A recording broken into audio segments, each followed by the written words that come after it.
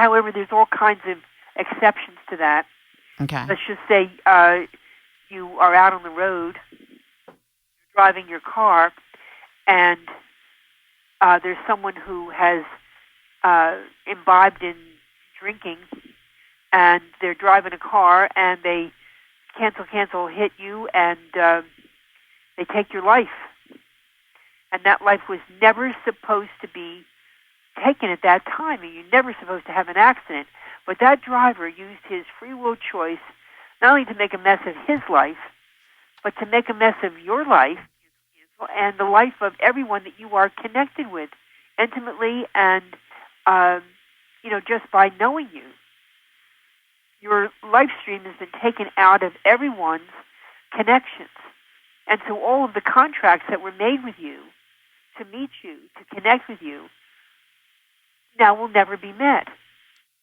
And so now this has forced you when you go into the heaven world, because now you don't have your body, to come back relatively soon.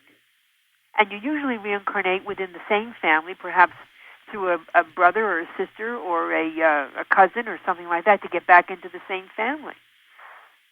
But everything now is changed as far as the destiny is concerned. And all those souls may be gone by the time you are, Oh, yes, but I'm just giving a scenario. Yes, that's true. It could be that you stay in the heaven world even longer, because so much was taken away from you. And, of course, the man who did this, as the woman who did this to you, with their free will choice, has enormous karma. You talk about so many things in your book, The Akashic Records, Your Soul's Journey Through Time. It's one of the most interesting books I've ever read, and I do a lot of reading.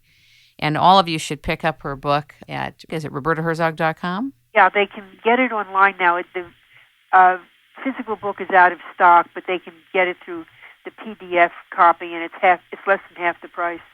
It's a wonderful book. You talk about the role of a true prophet. Talk a little bit about that. I thought that was also interesting. All right. In the Bible, we have the role of a true prophet is very strict.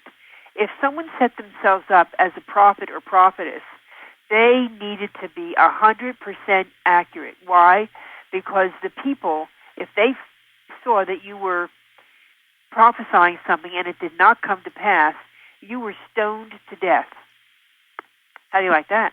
That's absolutely true. And so very few people wanted to become prophets and prophetesses because of that punishment. And so today, however, we don't stone people to death, but there are so many people that I have heard over the years that have said something that has been, quote, prophetic, that is in the future, that have been absolutely wrong. And then when the event comes, they make all kinds of excuses. Oh, well, this didn't happen, and that didn't happen, and therefore this, and this didn't happen. But you see, when you make a prophetic announcement, God has given it to you, and you have to say, all right, I have worked over all of the free will choices that people will make. See, that's given to you by God. Explain it a little further. What does this mean? There's a lot of people in different traditions that call themselves prophets, and they say, oh, they have an anointing and all that. That means they can say anything to anybody, and there's no checks and balances. That's right. And I've seen many of these women and men on television that they have an anointing. And from my point of view, I've seen many of them just to see what they're saying. And a lot of it is gibberish. Forgive me, but it is.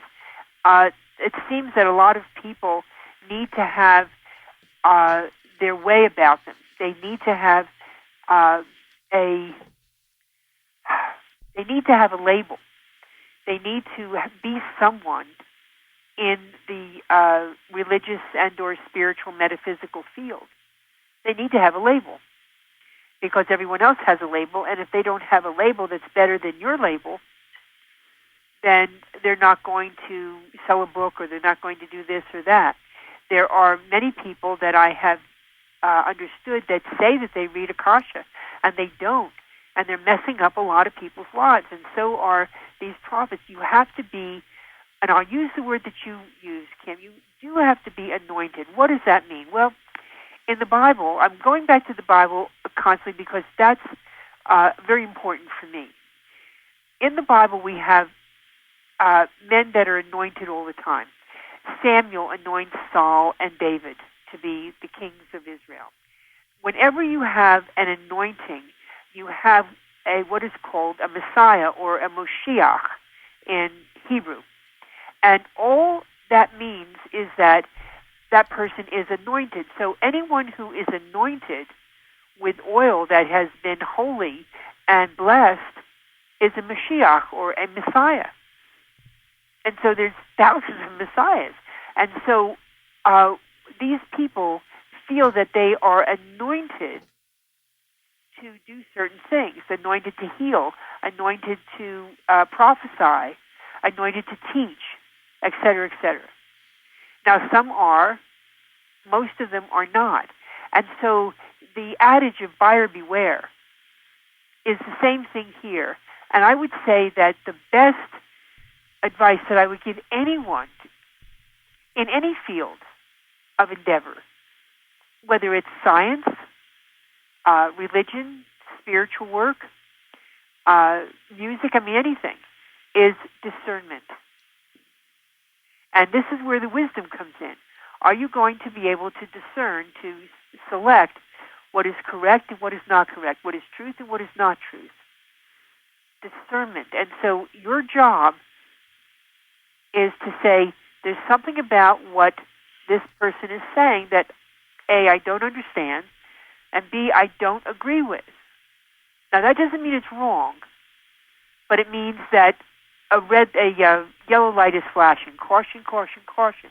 We live at a very interesting time where people turn over their discernment to people that declare that they are anointed and that they're prophets. And this is very disturbing on a large level of a lot of what I see and hear that's going on. That the public turns over their inner discernment for people that will tell them they're a prophet. Well, they're turning over their inner discernment, Kim, with not just prophecy. They're turning over their inner discernment with politics. They're turning over their inner discernment with any kind of ism. They're just saying, do it for me. It's not just in healing and religion and spiritual work. Absolutely. Well, I've watched it. I've watched it with the climate cycles. I've watched the politics invade the truth of the matter. I've watched a new carbon system be created by a financial empire and not even by scientists. Yes. It's a very challenging time to be alive. And the words that you're using and what you have written and discerned is very helpful in these times and in the times to come. What you might want to ask yourself, think about this, Kimberly. Where is God in what this woman is saying? Where is God in what this man is saying? Do they talk about God? A lot of people, if to me, this is how I discern. If someone doesn't talk about God in what they're saying, I don't believe too much of anything. Because that means that God is not at the forefront of their life. It goes back to the Ten Commandments thing.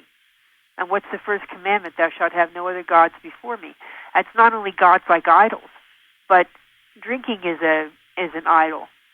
Money is an idol. There's all kinds of things that are idols for people. Fame is an idol. Fame is an idol. You bet it is.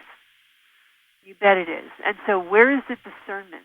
I'll tell you an interesting little tidbit of something. I got a comment last week from someone who had listened to a show that I did about the fact that there is a group of people, an organization that want to put a mosque and a community center 2 blocks from Ground Zero. And it caused all kinds of ruckus going on with the media and the whole bit. And I watched the woman be interrupted and only be given sound bites to speak on traditional news media outlets. And I thought, you know what, I really want to listen to her. I want to talk to her. I want to see if I can discern where she's coming from. So we did a half hour last week, and somebody wrote in, and basically I didn't ask her enough questions. In other words, I wasn't grilling her. I said, that is not my job. My job is to engage in meaningful conversation and to bring light to dialogue. My job is not to attack my guests, even if